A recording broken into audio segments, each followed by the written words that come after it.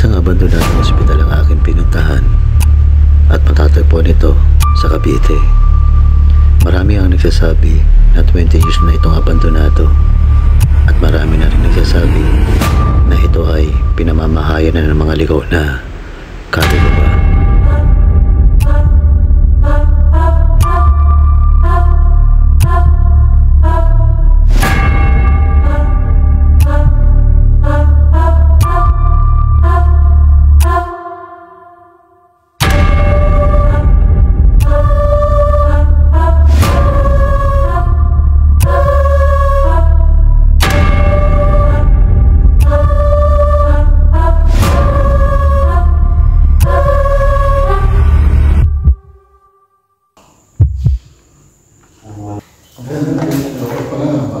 Bago kami magsimula sa aming paglilibot dito sa ospital, nag-alay muna kami ng dasal sa bawat isa bilang proteksyon at gabay namin. Eto na, kasama natin ulit si Jasklin. Marami itong mabibigay na ideas. Okay. Time check. Ano 11:51. 11:51. 11:51, mag-12 na. Yun yan. Ingat. Alon challenge na naman si Bungo TV. Pero lalo na.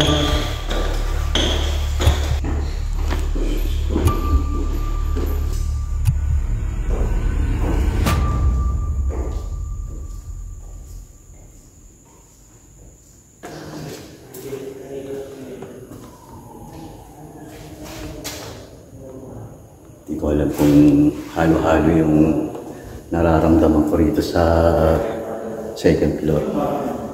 Nalalaki yung ulo ko. Minamoy ako malansa dito sa unang kwarto na pinasok ko. Ang lansa! Sa second floor pa lang ako pero iba na yung nararamdaman ko. Tsaka nalalasahan ko parang ang pakla.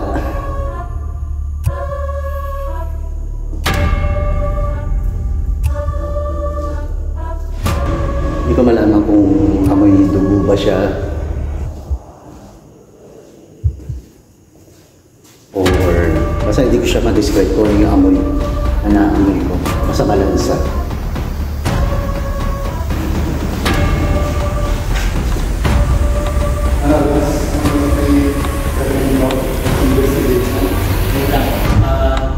Usapan muna natin yung ano. Anong meron sa fourth floor? Hindi pa ako nakakit eh. Second floor pa lang ako. Ha? Ay, Second floor pa lang. saan ka ba? Naligaw ako dun sa baba eh. Dumaan ako. Dumaan ka? Dumaan ako. Wala mo akong nakita ilaw doon ah. Oh, wala akong nakita ilaw. Kala ko nga nandito. May naramdaman ka sa ano? Sa operating wala? Oo. Oo, doon kami. Kaya nga, yun yung ano eh. Ang lansa nga doon eh. Tapos nanlaki ulo ko doon. Kinilabutan ako doon eh. Doon ako nag-ano, goosebumps eh. Pero hindi ko alam na operating room yun. Oo. Kahit ako eh. Paano ka lang operating room? Nakita ko na lang. Kasi bago pa lang pumasok doon, dumaan ako sa gilid eh. Doon pa lang sa may toilet. Sabi ko, iba. Malansa eh, no? Iba. Pero dito kita mo, walang lansang amoy. Wala. No? Doon sa delivery. Operating room. Yung ano, dead bell na doon. Oo nga. Sa baba. Hindi, gamitin na.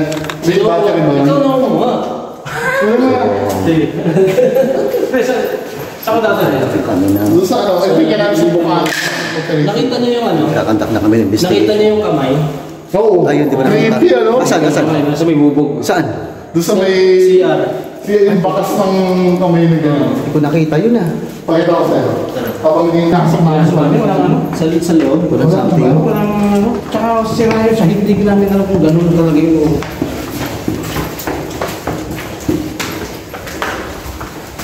Ayun yung lagay ng mga aparato. Yung mga... Tit! Ayan. Oo, yan. So ito pala yung ICU. Wala naman na siya. Gusto talaga yung ano. Kapag nga. Yung ICU. Ito yung creepy o yung kamay. Ay, po. Asan? Ito yung kamay. Oo nga no. Ano ba? Di ba pa?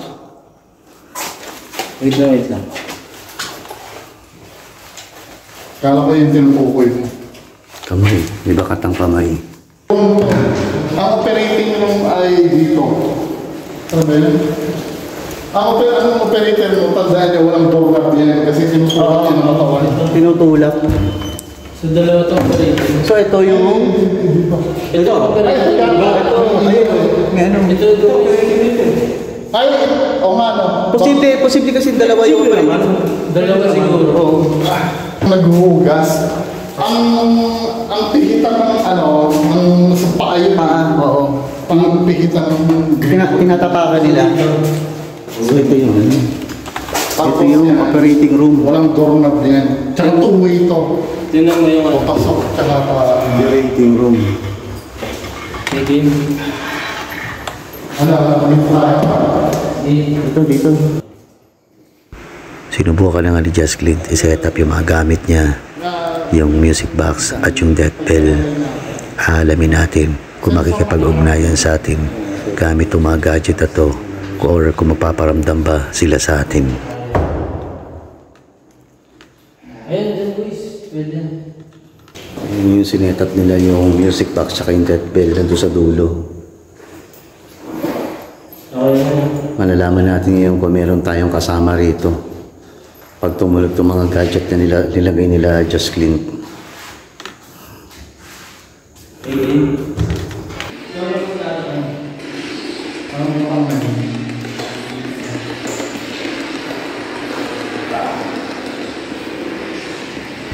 Wala namang kila Bungo. Nag-set up naman si Bungo ng spirit box at EMF. Susubukan naman natin makipag-usap gamit ang spirit box.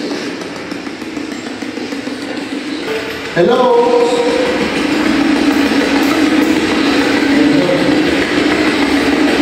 Sino ka? Ano pangalan mo?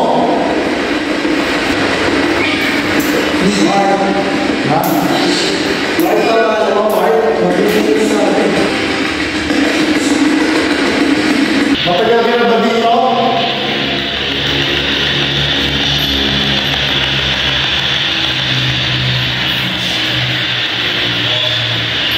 Oo. Kasagot sa spirit box natin habang nakikipag-usap si Bungo TV.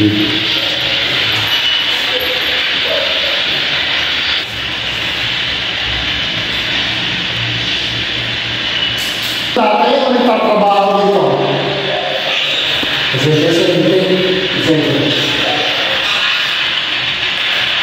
Anong sakit mo? Malamang kaya nandito kayo, operahan ka, di ba?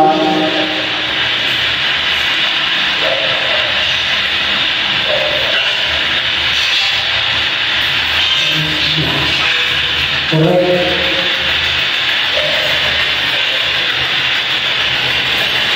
Ilan sila dito? Ilan kayo dito?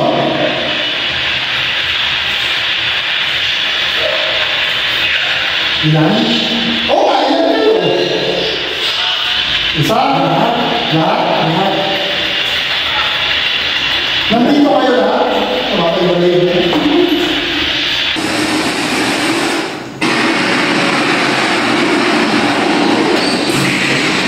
Tumugon naman yung mga nakikita dito. Sinagot nila yung mga tanong namin. Sa uli ay naglimitado ulit yung pagbibigay nila ng impormasyon kung ano ba talaga at kung bakit sila nananatili sa abandonadong ospital na ito. Subukan naman namin ito sa kabilang part ng hospital. Tinatawag pa rin ako ah.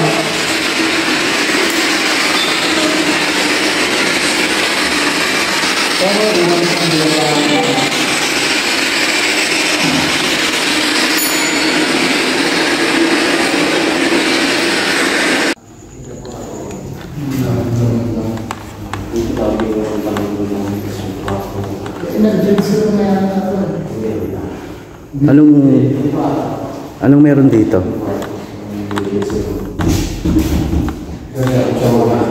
Kasi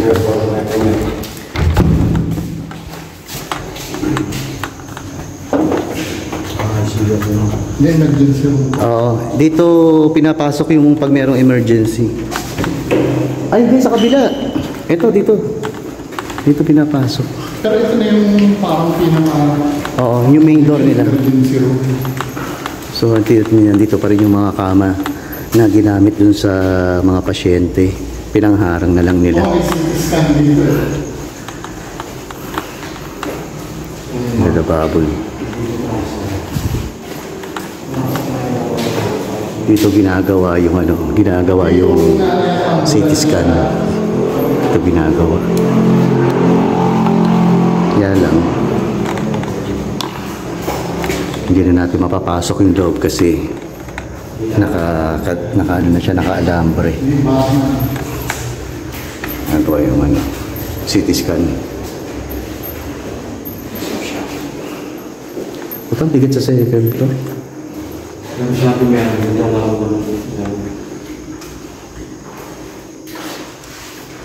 Sa ngayon wala akong nararamdaman dito.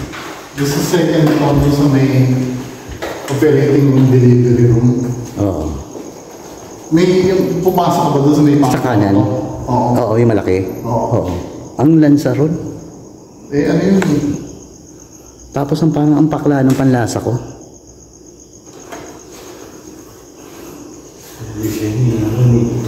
Yung kaya ng location ng pintuan.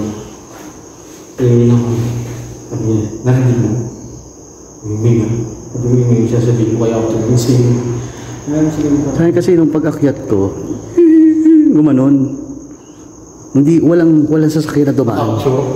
Wala, hindi ko pa na ano eh. Sana yung hinga na capture. Ang lakas to. Oo nga eh. Lakas to. Dalawang camera yung ako sa... Ito yung pintuan doon sa kapila na may mga nakaharang na mga kahoy at table. Pero naka-alambre. Kaya hindi na siya mabuksan. Pero kasi may tinuro si Kuya dito. Ito nga yung pinasukan namin nila Bungo TV tsaka ni Pinoy Soldier. Kwarto siya. Pero pagpasok mo, CR. Bali double door siya.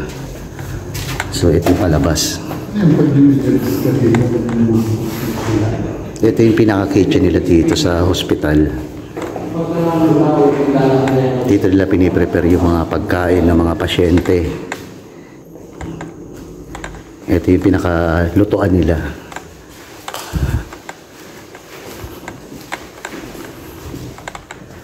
Tapos kung pupunta naman tayo rito sa lugar na to, ito, ground floor pa rin to.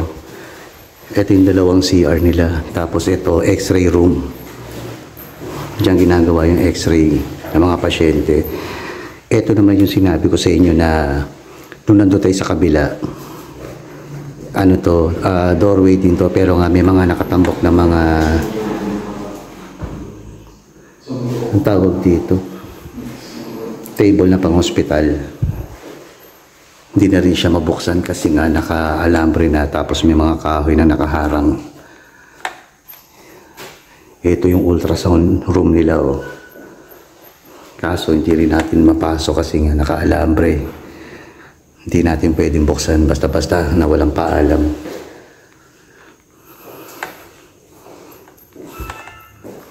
Ito yung yung elevator kasi itong elevator na to, bumagsak na daw to sa sobrang tagal na, nasira na siya.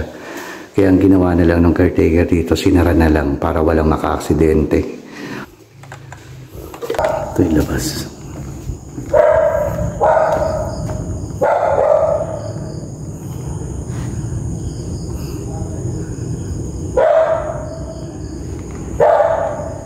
Subukan natin dito sa labas.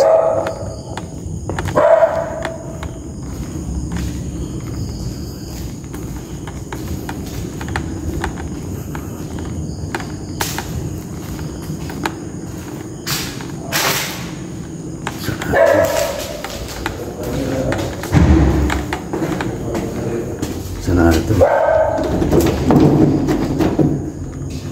Sarado siya. Madulas lang. Ang lamig na pawis ko. Tumunog agad yung music. Naman, no? 360. Isa pa nga, isa pa. Ilagay natin yung dead bell din. Siguro pa pag-dulo. Tingin niyo. Hindi kasi baka yun yung ma-detect niya yung dead bell. Hindi naman... Hindi naman gumagalaw. Hindi mo gagawin yung blood bed eh. Isa, bago kami umalis. Sige na, patulogin mo na. Hindi ka naman maano dyan. Tutulog lang yan. Hindi kami aalis dito kung napapatulog eh. Tutulog lang yan. Yan. Ba't hindi natin yun? Hindi ko naman. Saan yan? Di ba EMS mo yan? Oh? Parang tulog ng EMS. Saka mo patay ang hihimot ko. Sa'yo ito, sa'yo yun. May kasama ba ako ngayon?